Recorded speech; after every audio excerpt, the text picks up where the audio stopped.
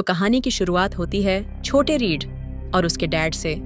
उसके डैड शिकारी थे और इस बार रीड को भी शिकार पर ले गए थे। उन्होंने हिरण का शिकार किया और फिर रीड को एक चाकू दिया ताकि वह उसकी खाल उतार सके, लेकिन रीड बहुत डर गया। अब यह देखकर उसके डैड गुस्से में आ गए और उस पर चिल्लाने लगे और यहीं से सीन कट होता है और अब हमें बड़े रीड को दिखाया जाता है और आज उसकी शादी का दिन था। पूरा घर खुशियों से भरा था। शादी के बाद रीड और उसकी वाइफ लॉन्ग ड्राइव पर जाने वाले थे, जिसके लिए उसके डैड ने पहले से तैयारी कर रखी थी। उन्होंने गाड़ी में कुछ ऐसा सामान रखा जो सिर्फ इमरजेंसी के लिए था।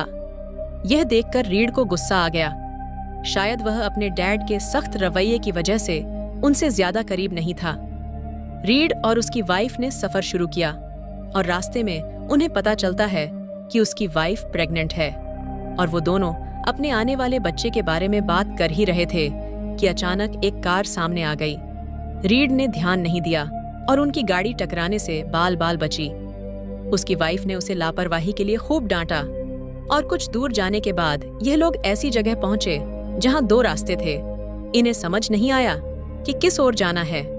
वह एक साइन बोर्ड लगा था जिस पर लिखा था कि पास में ही एक फ्यूल स्टेशन और स्टोर है। रीड की वाइफ ने कहा कि हमें इस रास्ते पर जाना चाहिए क्योंकि फ्यूल स्टेशन और स्टोर्स आमतौर पर हाईवे के करीब होते हैं। यह लोग उस रास्ते पर बढ़े, लेकिन अजीब बात यह थी कि वहां कोई ट्रैफिक नहीं था। जब वे स्टोर पहुंचे तो देखा कि वह पूरी तरह खाली पड़ा था। अंदर एक बूढ़ा आदमी बैठा था, लेकिन जब इन्होंने उससे बात करने की कोशिश की तो उसने कोई जवाब नहीं दिया, जैसे वह सो रहा हो या बेहोश हो। तभी अचानक एक बूढ़ी औरत उनके करीब आ गई। उसे देखकर दोनों थोड़ा घबरा गए, लेकिन फिर खुद को संभाल लिया।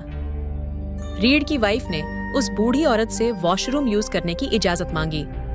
बूढ़ी औरत ने सख्त लहजे में कहा, गंदा मत करना। फिर उसी बूढ़ी औरत की मदद से इन्होंने हाईवे तक पहुंचने का रास्ता पता किया और वह आम से निकल गए। सफर के दौरान दोनों फिर से बातें करने लगे। तभी अचानक रीड को ऐसा महसूस हुआ जैसे किसी ने बाल्टी भरकर उसकी गाड़ी पर खून गिरा दिया हो, लेकिन अगले ही पर सब कुछ नॉर्मल हो गया। उसने सोचा कि शायद यह सिर्फ उसका वॉर्म था। कुछ देर बाद ओलिविया यानी रीड की वाइफ ने रेडियो ऑन कर दिया। अब नॉर्मल गाने बज रहे थे, लेकिन रीड को उनमें एक और आवाज सुनाई दी, जैसे कोई कह रहा हो, तुम्हारी वाइफ तुमसे प्यार नहीं करती। आगे रास्ते में उन्हें एक बूढ़ा आदमी दिखा। रीड को लगा कि शायद वह लिफ्ट मांग रहा है। ओलिविया ने पहले ही कह दिया, हम इसे लिफ्ट नहीं देंगे। क्या पता ये कौन है? रीड थक चुका था तो अब ड्राइविंग ओलिविया करने लगी। तभी रीड को बहुत अजीब महसूस हुआ, जैसे वह आगे बढ़ने के बजाय पीछे की ओर जा रहे हों। उसने इन बातों को नजरअंदाज किया और सोने की कोशिश करने लगा।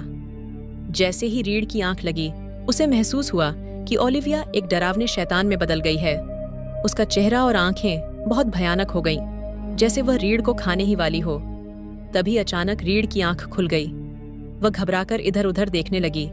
इस सड़क पर आते ही अजीब अजीब चीजें होने लगी थीं और सबसे ज्यादा उसके साथ वह समझ नहीं पा रहा था कि यह सब क्यों हो रहा है। ओलिविया ड्राइव कर रही थी, लेकिन उसने अब तक मीटर नहीं देखा था। जब रीड ने मीटर पर नजर डाली तो देखा कि टैंक लगभग खाली हो चुका था। ऐसा तो तभी हो सकता था जब यह कई घंटे से लगातार ड्राइव कर रहे हों। ओलिविया ने हैरानी से कहा, मुझे तो लगा हम बस कुछ ही मिनट से ड्राइव कर रहे हैं। रीड का दिमाग घूम गया। कुछ तो गड़बड़ है, टाइम लूप। वह समझ गया कि वह बहुत देर से एक ही चीज दोहरा रहे हैं, लेकिन उन्हें इसका एहसास तक नहीं हो रहा। अब ओलिविया को भी यकीन करना पड़ा। ओलिविया का सिर घूमने लगा। उसे अजीब महसूस होने लगा। रीड ने उसकी मदद करने के लिए गाड़ी के पीछे कुछ लेने की कोशिश की। तभी ओलिविया को गाड़ी पर खून नजर आया। अगले ही पल उसे सड़क पर एक खून से लथपथ लड़की दिखी। डर के मारे उसने तेजी से गाड़ी भगा दी। रीड ने चौंक कर पूछा, यह क्या कर रही हो? तब ओलिविया ने डरते हुए सब कुछ बता दिया। बात करते करते वे फिर उसी बम्पर के पास पहुंच गए जहां से वह निकले थे। अब तो दोनों का दिमाग चकरा गया। रीड ने ध्यान दिया कि वह कई घंटे से सफर कर रहे हैं, लेकिन अभी तक शाम से रात नहीं हुई। जैसे ही दोनों गाड़ी से बाहर निकले, अचानक चारों तरफ घना अंधेरा छा गया। एक पल में ही रात हो गई। तभी ओलिविया की नजर पास के पेड़ पर पड़ी। वहां एक आदमी की लाश लटकी थी। उसका शरीर ऐसे उधेड़ गया था जैसे किसी ने उसे खा लिया हो। इससे पहले कि वह कुछ समझ पाते, अचानक एक अजनबी आदमी जिसने मास्क पहना था उन पर हमला कर देता है। दोनों घबराकर जान बचाने के लिए दौड़ते हैं और गाड़ी में बैठकर भागने की कोशिश करते हैं। डर के मारे रीड गाड़ी को आगे बढ़ाने के बजाय बैक ड्राइव करने लगता है। पीछे जाते जाते दोनों यह भी भूल गए कि वो ऐसा कर क्यों रहे हैं। तभी अचानक वही मास्क पहना आदमी फिर से उनकी गाड़ी के सामने आ गया। अब गाड़ी का फ्यूल भी खत्म हो चुका था। वह कहीं भाग भी नहीं सकते थे। तभी सामने से एक गाड़ी आई। उसके हॉर्न से मास्क वाला आदमी चौंक गया और इस मौके का फायदा उठाकर रीड और ओलिविया जंगल की तरफ भाग गए। लेकिन जंगल में घुसते ही फिर से अजीब चीजें होने लगीं। उन्हें याद ही नहीं रहा कि वह जंगल में क्यों भाग रहे हैं। फिर अचानक समय जैसे रुक गया और जब उन्हें होश आया तो उन्होंने खुद को किसी अंधेरे कमरे में बंधा हुआ पाया। अब दोनों जख्मी थे और उन्हें एहसास हुआ कि उन्हें किडनैप कर लिया गया है और जिसने उन्हें किडनैप किया था वो कोई और नहीं बल्कि वही मास्कमैन था। तभी ओलिविया ने रीड की तरफ देखा और कांपते हुए कहा, मुझे तुम्हें एक सच बताना है, मैं तुमसे प्यार नहीं करती थी। रीड के दिल को जैसे किसी ने चाकू मार दिया। ओलिविया ने रोते हुए कहा, मैं मजबूरी में तुमसे शादी की थी। मैं किसी और के साथ भी थी और सच कहूं तो मुझे नहीं पता कि यह बच्चा तुम्हारा भी है या नहीं। रीड का खून खौल उठा। तभी कमरे में पड़ा रेडियो खुद ही चालू हो गया और गाने के बीच से एक आवाज आई, मैंने कहा था ना, ये तुमसे प्यार नहीं करती। रीड ने झटके से देखा। वही मास्क पहना आदमी पास में बैठा था और वह शायद उसी मरे हुए आदमी का मांस खा रहा था। अब उसकी नजरें रीड और ओलिविया पर थीं, लेकिन इससे पहले कि वह हमला करता, अचानक कोई पीछे से आया और उसके सिर पर जोरदार कर दिया। मास्कमैन बेहोश होकर गिर पड़ा। रीड और ओलिविया ने देखा कि यह वही बूढ़ा आदमी था जिसे उन्होंने पहले स्टोर पर देखा था, वही जो उन्हें इस जगह पर आने से रोक रहा था। रीड ने हड़बड़ाकर पूछा, ये सब क्या है? हम कहाँ हैं? बूढ़े आदमी ने गहरी सांस ली और कहा, यह जगह श्रापित है। ये आज सब कुछ एक टाइम लूप में फंसा हुआ है। न समय आगे बढ़ता है, न कोई यहाँ से बचकर निकल पाता है, और जितनी देर तुम यहाँ रहोगे उतना ही अपना अब भूलते जाओगे, जैसे मैं भूल चुका हूँ। ये कहानी कुछ सालों से एक ही जगह पर फंसे एक आदमी की है जिसे याद भी नहीं कि वह कितने वक्त से ये है। वह बूढ़ा हो गया था और उसे लगने लगा था कि शायद वह इस टाइम लूप में ही मर जाएगा। लेकिन अचानक उसकी याददाश्त जाने लगी। वो ओलिविया और रीड को भूल गया और उन पर हमला करने लगा। डर कर वे दोनों वुआ से भाग निकले। भागते भागते सुबह हो गई, लेकिन रीड ओलिविया से नाराज था। वो उससे बात नहीं करना चाहता था, लेकिन अभी उनके लिए सबसे जरूरी चीज यह थी कि वे किसी भी तरह इस जगह से बाहर निकले। रास्ते में उन्हें कोई इंसान दिखा। ध्यान से देखने पर पता चला कि वह ओलिविया ही थी जब वह जंगल में वॉशरूम के लिए गई थी। तभी उन्हें समझ आया कि वे एक टाइम लूप में फंसे हुए हैं। हर बार सब कुछ वैसे ही दोबारा हो रहा था। रीड ने तुरंत एक पत्थर उठाकर पुरानी ओलिविया को डराया ताकि वह वहां से चली जाए। अब उसे समझ आया कि पहले उसे डराने वाला कोई और नहीं बल्कि वह खुद था।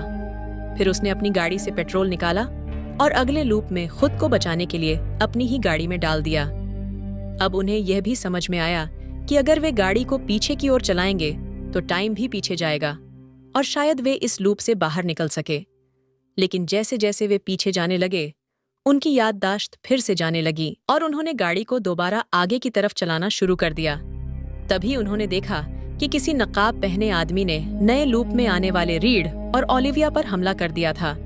रीड और ओलिविया ने अपनी गाड़ी का हॉर्न बजाकर उस नकाब पोश का ध्यान भटका, या ओलिविया ने गाड़ी में पीछे देखा तो एक चाकू रखा था। उसे लगा कि शायद रीड उसे मारने के लिए चाकू लेकर आया था, क्योंकि अब उसे ओलिविया की सच्चाई पता चल चुकी थी। डर के मारे उसने वहीं चाकू उठाया और रीड को गाड़ी से बाहर निकाल दिया। रीड बार बार उसे समझाने की कोशिश करता रहा, रुको, ऐसा कुछ नहीं है जैसा तुम सोच रही हो, बाहर खतरा है।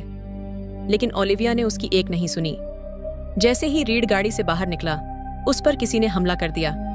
लेकिन यह देखकर ओलिविया हैरान रह गई कि जो मास्क पहने आदमी उन पर हमला कर रहा था वो कोई और नहीं बल्कि खुद ओलिविया का ही फ्यूचर वर्जन था, वही जिसने इन्हें किडनैप किया था और वही जो इंसानों का गोश्त खा रही थी। अब ओलिविया का दिमाग खराब हो चुका था। वो जल्दी से गाड़ी में बैठ गई। रीड भी किसी तरह बचकर गाड़ी में आया और दोनों ने तेजी से गाड़ी को बैक ड्राइव करना शुरू कर दिया। जैसे जैसे वे पीछे जाने लगे, वक्त तेजी से बदलने लगा। दिन और रात ऐसे बदल रहे थे जैसे कोई लाइट ऑन ऑफ कर रहा हो। फिर वे उसी रास्ते पर पहुंचे जहां से उन्होंने यह सफर शुरू किया था। सब कुछ ठीक हो गया, लेकिन बहुत देर हो चुकी थी। रीड ने फोन देखा तो फैमिली और दोस्तों के बहुत सारे मैसेज आए हुए थे। उसे समझ आया कि वह इस जगह पर बहुत लंबा अरसा बिता चुका था।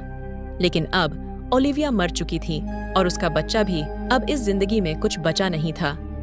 वह गाड़ी से उतारा और उसी रास्ते पर चल पड़ा जिससे वह बड़ी मुश्किल से बाहर निकला था। और तब उसे एहसास हुआ, यही तो वह बूढ़ा आदमी था जिसने शुरू में उसे यह आने से रोका था। अचानक जंगल में उसे एक छोटी बच्ची दिखी जिसकी शक्ल हूबहू उसी से मिल रही थी। उसने समझ लिया कि यह उसकी ही बेटी थी जिसे शायद ओलिविया के किसी वर्जन ने जन्म में दिया होगा और अब वह भी इसी जंगल में फंसी थी। बच्ची के पास रीड और ओलिविया की एक तस्वीर थी। रीड ने तस्वीर को गले लगाया, रो पड़ा और कहानी यही खत्म हो गई। दोस्तों, अगर आपको हमारी यह वीडियो पसंद आए तो प्लीज चैनल को सब्सक्राइब और वीडियो को लाइक शेयर करना मत भूलिए। Thank you.